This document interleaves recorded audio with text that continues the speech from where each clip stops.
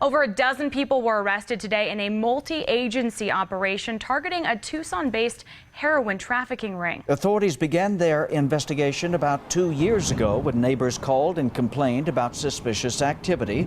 Authorities say little did they know this was a $1 million drug operation.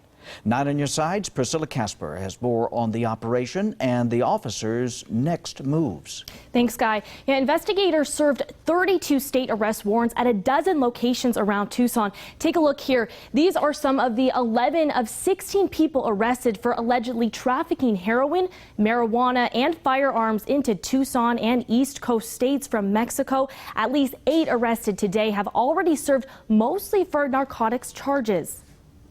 More than 100 law enforcement, including U.S. Immigration and Customs Enforcement's Homeland Security Investigations, the Drug Enforcement Administration, and the Pima County Sheriff's deputies were involved. They arrested more than a dozen people for allegedly distributing and possessing narcotics for sale, wiring and electronic communication in drug-related transactions, and money laundering. This case is important because these guys are slinging poison that are killing our kids in this country, hurting people in Tucson, and traffickers in Mexico are making millions of dollars off of this.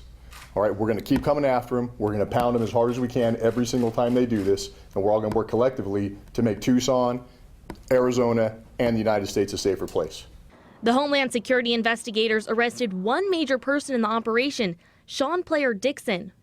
Investigators found evidence linking the 42-year-old to a drug trafficking ring responsible for dealing and transporting heroin and marijuana not only through Tucson, but also Virginia and Maryland.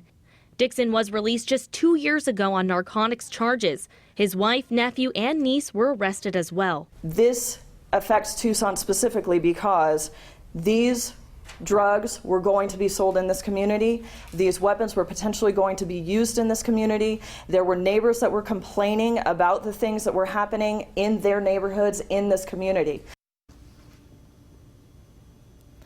Investigators seized 2 pounds of heroin, 2 pounds of cocaine, half a dozen vehicles, and multiple computers and cell phones. Authorities believe there are at least 16 more people involved. Guy, Whitney.